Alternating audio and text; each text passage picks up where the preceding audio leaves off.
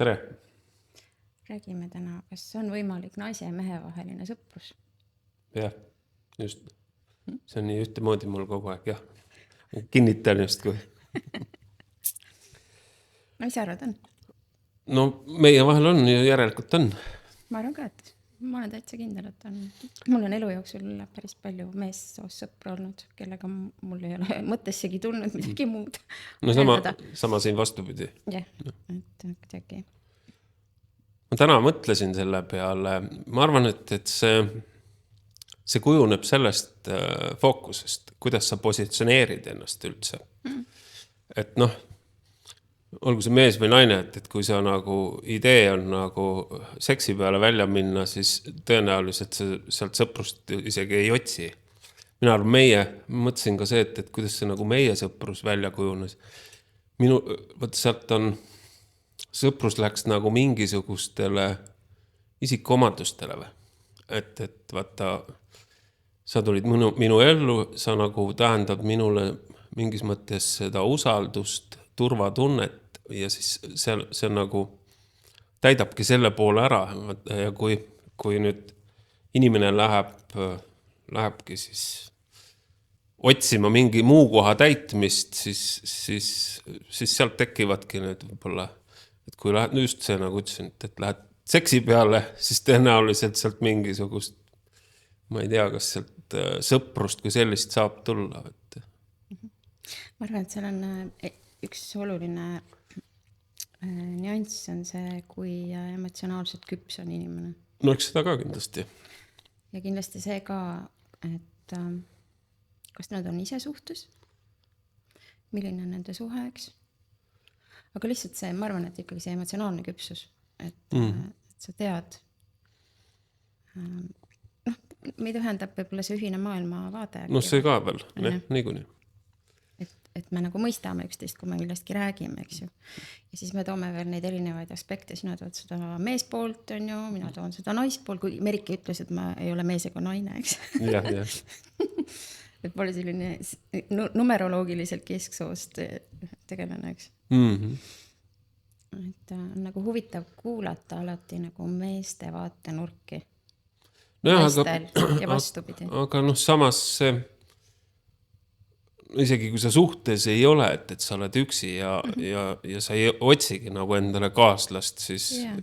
No võt, kui sa ei otsi aga siis vaata just need, kes suhtes ei ole ja kes otsivad, kes ongi otsingutel, siis sellega võib olla teistmoodi, eks, et siis on see veel ühepoolne sõprus ka olemas, on ju, et ühepoolselt kellelgi on nagu huvi, aga teine annab mõista, et sellest ei tule midagi, eks ju, et siis on see selline teistmoodi sõprus jällegi. Sest üks võib-olla kogu aeg loodab, on ju. No. Et äkki siit saab midagi, eks. Aga mulle ei tule isegi mõttesse selline asi, et mul on nagu, no just vaata, et sa oled suhtes, on ju, ja sul on väga tore naine ja mina olen suhtes, mul on väga tore mees. Ja kui sa oled kellegi leidnud selle enda oma ja kellega sul on nagu imeline suhe, siis sa ei, vähemalt minu puhul on see niimoodi, et mul ei tule mõttessegi vaadata mingisugust teist meest, et mul ei ole need antennid üldse avatud. No just nimelt, ja milleks peakski olema, see ongi jälle just see, et mis on su eesmärk või kus on su see fookus viidud. Just nii, et minu arust on mehe ja naise vahel täitsa võimalik väga suurepärane sõprus. Ja ka mis seal taga on siis, kui näiteks mõni mees ütleb, et ei ole võimalik? No seal on ikkagi see mingisugune tal endal on just see, no see ongi see emotsionaalne küpsus on ju seal, kindlasti on üks asi. Ja siis tal on uskumus, et see seks on ju. Et kõik taandub seksile. Võib-olla tal ei ole ka olnud kunagi mingisugust sellist väga lähedast ühendust teise inimesega. Ja ta arvabki, et seks ongi see ainuke ühendus, mis kahe inimese vahel võib olla. Ei olegi võib-olla sellised sügavaid vestlused. Ega ma olen üsna palju kuulnud, et inimesed ei räägi oma vahel sügavalt. Et selliseid sügavaid vestluseid ei peeta väga, eks ju. Ja mehed väga palju seostavad seda ühendust seksiga. Ja siis nad arvavad, et mis mõttes on ju. Nad ju vaatavad kõiki naisi läbi selle, eks. Ja. no et kuidas siis siis nad arvavadki, et see ei ole võimalik, aga see ei ole nende jaoks võimalik. Mitte, et see ei oleks üldse võimalik. Jah. Noh, ja siis naised, eks, kes on sellised meeleheitel ja otsingutel, on ju, nemad vaatavad ükskõik millist meest mehe nagu kandidaadina. Kui on vähegi normaalne mees, siis noh, vot see on ju, siis ma pean selle saama, eks. Et siis nendel on see siht, on ju see. No see on jälle just sama, leida, ikkagi see, kus on su fookus, siis sellest see nagu, kas siis kujuneb välja või ei kujune, aga noh. Ja siis need teemad ka vastavalt on ikkagi noh, teatud teemad, mida nad siis omavahel räägivad võib-olla või siis on seal flirti kindlasti, on ju. Ja see on teistsugune tasand, kuidas suhelda, eks ju. No just. Et jah, ma arvan, et see emotsionaalse küpsuse teema on kindlasti oluline. No aga nüüd mõni võib-olla ei saa isegi aru, mis tähendab emotsionaalne küpsus. See, et sa tead, et sul on teada esiteks, mida sa suhtelt tahad, siis järelikult sa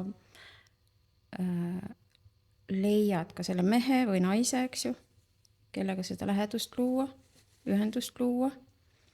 Ja kui see on sul olemas, siis ei tohiks olla nagu probleeme sellega. No see on hoopis teine asi, vaata kui inimene on suhtes, suhe on halb, lähedust ei ole ja suhte kõrval, no sellist asja on ju ka väga palju. Otsitakse teisi. Et kes täidaks selle koha siis. Ja. Et see on jälle mingi kolmas variant, eks ju, kuidas siis nii-öelda sõprust luua, eks ju. No jah, võt, eks see muidugi kindlasti see ka, et kes mida sõpruseks defineerib üldse. Just. Et see, et me lihtsalt omavahel räägime ja suhtleme, et kas see on sõprus? No just. Et kui palju peab siis omavahel suhtlema, et see oleks sõprus ja kui palju siis see, et sealt võib ju midagi edasi tulla. Et see on see emotsionaalne küpsus. Et noh, isegi kui sa ei ole leidnud endale inimest, kellega nagu sa koos elaksid või kellega sul oleks hea suhe, siis mina arvan, et kõige ennem peaks olema sõprus selle kahe inimese vahel. No loogiline. Ja seal ei pruugi üldse olla mingit seksuaalset tõmmetki. No loogiline, no, kui sa inimesega juba ei suuda või sul pole taga millestki rääkida, siis mismoodi see selle suhtes? No, aga väga paljud saavad niimoodi kokku, et päriselt nad on väga erinevad, nendel ei olegi mitte millestki rääkida, aga nad loovad suhte, on ju. Ja siis on kogu aeg midagi puudu selles suhtes, siis nad otsivad sealt kõrvalt, on ju. Ja suhe luuakse siis nagu üksi oleku hirmu pealt? No pigem, see hirm ja üksi jäämise ees, on ju. Nagu öeldakse, et peasi, et mehe lõhn oleks kodus. Et suurem, nagu pikemas perspektiivis minu arust selline pikaajaline suhe ka ikkagi taandub juba lõpuks seal, kui sa oled juba 25-30 aastat koos elanud sõprusele. Et need sellised vanad inimesed siin Soomes, et me oleme vist kunagi sellest ka rääkinud, et need, kes käivad siin käest kinni, need on nii armas vaadata, nad on terve elu koos elanud ja nendest on saanud nii suured sõbrad. Et nad nagu oma elu lõpul nagu hoiavad üksteist ja on üksteise kaaslased. See on äge lausa vaadata. Aga jah, meie puhul on veel see ka, et me suhtleme perekonniti, on ju, ja ma julgen nüüd küll väita, et meist võivad ka nagu lembitust ja unust saada väga head sõbrad. Et ma loodan vähemalt, et see võiks nii olla. Ja muidugi, miks mitte. No, nagu me enne vestlesime, et... No siin on muidugi see aususe asi on ka hästi oluline, eks ju. Et see suhtlus oleks selline avatud ja et ka meie partneritel ei tekiks sellist tunnet, et kuule, kas siin on midagi äkki võiks olla, eks. Et see selline aus avatud suhe kõigi poole pealt on ju. Ja usaldus muidugi on ka väga oluline. Et sa saad 100% jaa, sealt jälle, eks selle usaldusega ole ka, kui sul on nagu ikkagi asjad korras, siis miks ei peaks? Kui sa oled nagu emotsionaalselt stabiilne, siis sul ei ole ju vaja mingisuguseid keerulisusi oma elu luua. just. On ju, sul ei teki siukest vajadust, siukest mõtetki ei teki ju. No just. Et eks me ikka hakkame seda, nagu enne just tuli jutuks ikkagi, kui kuskil midagi logiseb. Ja, siis sa lähed otsingutele kuskile. Jah. Aga muidu on olemas vist sellist sõprus, ma olen hästi palju kuulnud, et ikkagi ühepoolseid sellised, et kellelgi on huvi, on ju. Ja teisel üldse pole huvi ja siis kuidagi sel pinnalt nagu suheldakse. Aga siis lõpuks on ikkagi nii, et keegi solvub. On ju? See, kellel huvi oli, siis see ühel hetkel solvub, sest see lootus on seal üleval kogu aeg, on ju. No ma arvan, et võttes nüüd veel nagu mehe poole pealt, et mingil, et kui naisel tekib nagu huvi ja mehel ei ole huvi, siis seal võivad muidugi mingil hetkel need see hormoonid möllama hakata, et mehe poole peal ikkagi. Et see, no seda ei saa ka väga minu arust nii sõpruseks nimetada, see on selline, seal on nagu mingi selline mingi tagaplaan, eks. Ja, just. Kellegil. Aga jah, meil ei ole mingit plaani ja mul ei ole isegi kordagi mõttesse tulnud. No. Just. Et ei saa siit küll. Aga mul on nagu terve elu meestega olnud ka kuidagi selline suhe, et juba lapsepõlvest ma mängisin hästi palju poistega. Et kuidagi mehed, neid saab nagu usaldada. See on nii huvitav. Minul on nagu... Vastupidi või? Tänaseks ma küll võiksin öelda, et pigem mul meeldib nagu kuidagi... Jah, vastupidi. Ütleks päris et nagu... Ma ei tea, et meestel on hästi palju seda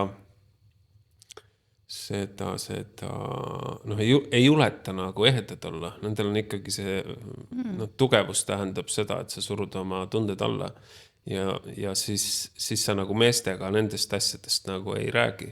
Minu jaoks pigem on see, et naistega vesteldes ka mingitest tunnetest asjadest, et see kuidagi loob selle tasakaalu rohkem. Et kui see nüüd oleks nagu meestega, et ma ei ütle, ma ei tea, kas mul üldse on olnud ühegi mehega sihukest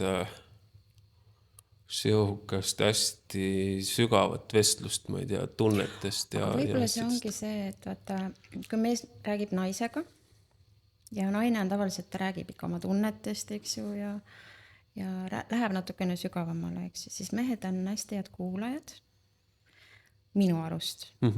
Ja ma võin olla just nagu kindel, et need mehed, keda nagu mina usaldan, kellel ma nagu usaldan rääkida selliseid asju, siis ma tean, et nad ei lähe kunagi seda kellelegi teisele rääkima, et see jääb täiesti meie vahele tavaliselt. Mul on siuke tunne nagu olnud, et mehed ei lähe nagu nii kergekäeliselt rääkima selliseid väga intiimseid asju või selliseid jagamisi lihtsalt nagu kolmandatele isikutele, et nad nagu austavad seda, kui keegi on neile avanud ennast. No võib-olla mul siis ongi pigem see, et see... lihtsalt mees mehega võib-olla nad ei räägi nii sellistel teemadel. Et jah, mul ongi võib-olla siis pigem see kuulamise pool. Võib-olla, ei tea ka. Vist ikka rohkem pigem see kuulamise pool. Mulle nagu endale tundub, et mehed ka ei räägi nagu niivõrd palju taga kui naised. Aga ma ei tea. See on siuke täitsa suhteline. Ja, eks see ikka sõltub sellest, et kas on elu või ei ole elu. Kui ikka endal elu ei ole. Kui enda elu ei ole, siis elatakse teistele. Et ma mäletan siin mõni aasta tagasi, ma läksin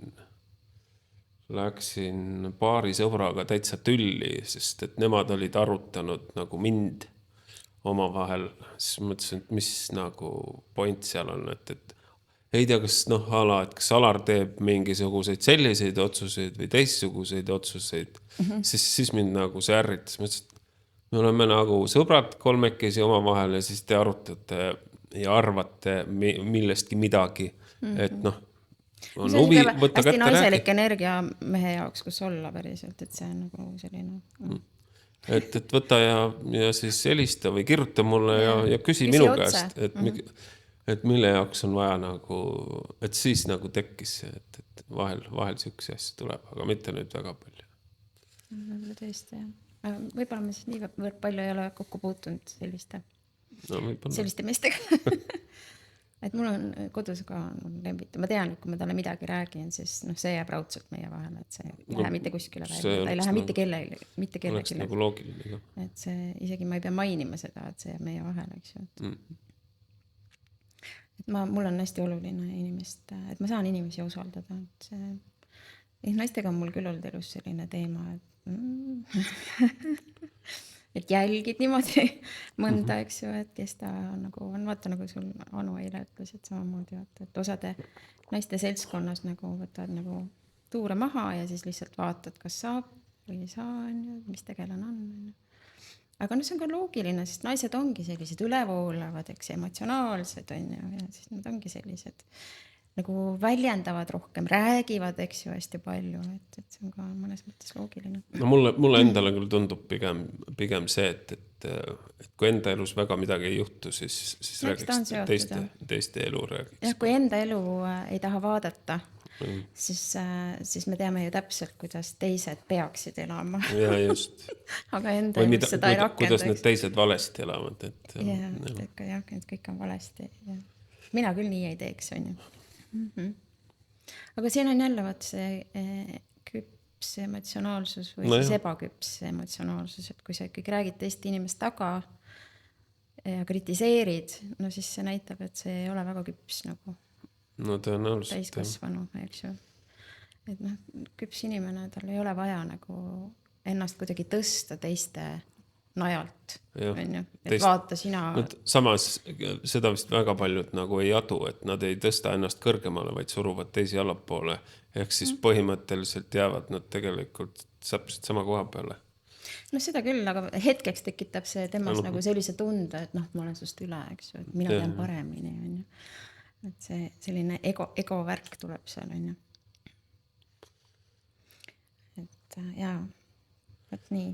Aga see, ma arvan, et kes natukene enesega tegeleb ja enda nagu oskab ennast nagu jälgida, siis nendel jääb see vähemaks. Et ma arvan, et kellel ei jää, siis oleks siuke koht, et vaadata või küsida ise endalt, et miks ma seda teen, et. Ja. No mind ühel hetkel, ma olin ka nooruses sellises seltskonnas käisin, kus nagu oli kamp naisi, eks ju, ja parasjagu seda, keda just parasjagu kohal ei olnud, sellest räägiti. Nii et sa teadsid, et kui sa sealt uksest välja astud, siis järgmine oled sina. Just. Et sa teadsid kogu aeg, et see käib nii, aga ikkagi kuidagi suhtlesid selliste naistega, eks ju. Aga üldjuhul vist päris palju nad ei mõtle sellele. Mina mõtlesin siis juba, sest ma teadsin seda, et pannakse niimoodi taga. See oli lihtsalt uskumatu, on ju. Ja kogu aeg oli, kui keegi välja uksest läks, siis võeti see ette. Ja siis tead, see on see efekt, et astud sisse, siis kõik jäävad vait, on ju. Jutt see otsa. Ja. Aga ühel hetkel, kui ma hakkasin ka endaga tegelema, siis see hakkab häirimasti. Sa ei taha enam olla sellises seltskonnas. Sest sa ju tead nende inimeste enda elu ka ju. Sa ju tead, mis nende elus toimub ka. Ja siis, kui sa nagu kuulad seda, mida räägitakse, siis see, mida räägitakse, on täpselt see, mida nad ise oma elus ei tee, eks ju. No ikka. Et kasutaks siis enda elus seda, et siis on vaja kritiseerida teisi. Ma ei jaksa olla selliste inimeste seltskonnas enam. Et see väsitab mind hästi ära. No võt, siis jõuame sinna algusesse tagasi, et võib-olla sealt tekibki see valik, et miks pigem et rääkida siis meestega või siis olla minul siis nagu vastupidi nagu see teine pool, mitte et mulle meeldiks hirmsasti seda klatsi kuulata, aga täidab nagu selle poole. No teine asi, mida hästi palju on olnud, on see, kuidas räägitakse taga oma partnerist. No, jah. See on ka päris kole, eks ju. Et sa oled valinud endale mehe või naise ja siis, kui seda meest või naist kõrval ei ole, siis ja osad teevad seda isegi siis, kui see mees või naine on nagu samas seltskonnas, on ju. Räägivad nagu halvasti oma partneritest taga. See on ka nagu täiesti uskumatu teema minu arust. Ma arvan, see on ka mingi siukene mitte teadvustamine ise endale, et sa tegelikult laimad sellega ise ennast, et oma valikut, et ikkagi et kui sa ütled, et su naine on kehva või su mees on kehva, siis ise oled sa selle valiku teinud, et noh, miks sa siis peaks nagu ise vastutama selle eest, et kellest sa siis räägid, siis sa räägid oma kehvadest valikust, millega sa rahul ei ole.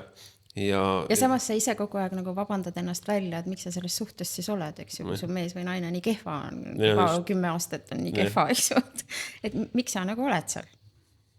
Mis see point on, eks ju? No võt. Jõudsime siia nüüd mehe ja naise sõprusest, aga noh, need on kuidagi ühendatud oma vahel, eks ju. Kui sul arvatavasti on see suhe nii halb ja mees ja naine on seal nii kehva, ega sa siis otsidki võib-olla sealt, kui sa julge veel lahku ka minna, eks. Sest hirm on üksi jääda, siis hakkadki seal vaikselt seirama neid teisi mehi ja siis võib-olla lood endale veel loo ka peas, et me oleme ainult sõbra. Ja.